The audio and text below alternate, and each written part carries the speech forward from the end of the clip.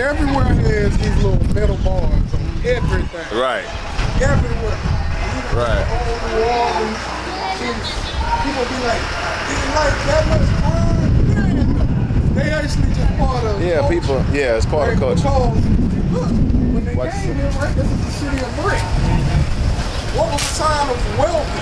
You know, where you could jazzy up the outside of your Metal. lights. It was metal. Work. Yeah. So African slaves from West Africa who were metal workers were the prize slaves. And like I say, here they was doing an experiment. They didn't really understand the whole, they didn't have a good idea how to be slaves, basically. They would pay slaves for your work. Right. So slaves here could work and gain money for their work.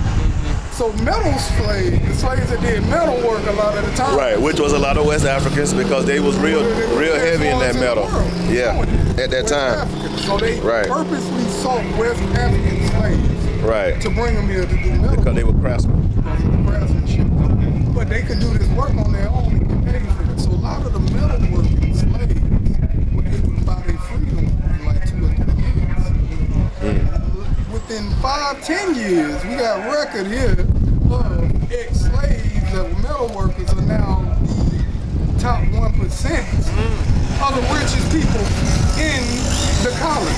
Right. So that was another aspect here that didn't happen back home. Right. Black people were able to exit out of slavery and became part of the nobility. They then bought slaves and had their own slaves, you know what I mean? So that also was like a whole nother concept that came into, you know, the Dominican Republic that we never got to in the West. Like maybe New Orleans had a little bit of that, they say, you know, going on there.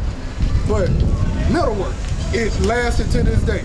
It is just part of the culture, the part of the aesthetics. You know, the more fancy it is, the more they know that you paid for it. Right. That's like bling status. Right. Even to this day. Yeah, even to this day, all these little places. Right. So in this area, like I said, they could do all they wanted to do. They could still drum, they play the music, which is why all of the shops. Gotta be careful. Be careful. This corner right here. Watch this corner. All of that exists. The other thing was voodoo. Right. This is voodoo. Is that voodoo right there? That is voodoo right there. Okay, that's what I thought. Voodoo stayed as a part of the culture here. Which they don't talk about it much though in this But they over here. all believe in superstitions. That came out. They don't talk about it much here They all though. believe it. Here, none of them play with it. Right.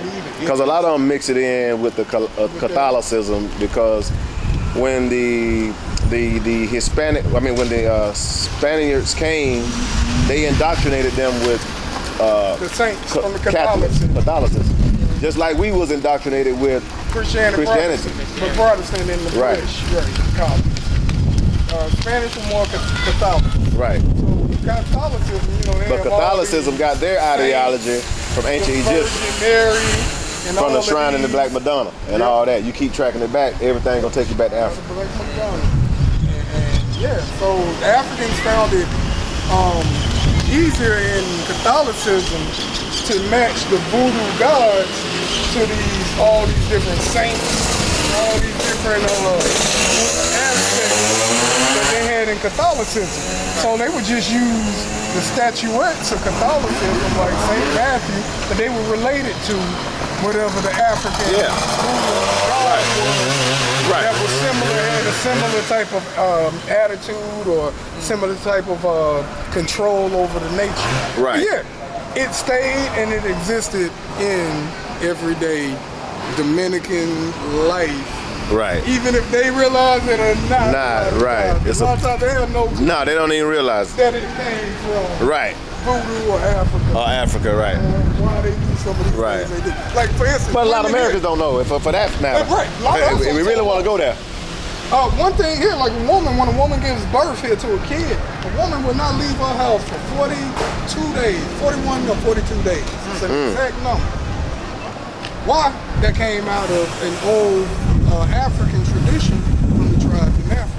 Once a woman gave birth, she never left her house for whatever that number, 41, 42 days. And, for whatever reasons they kept it in their culture, The Dominicans kept it. They just don't even remember. They don't know why. They just followed They it. think if they leave before 41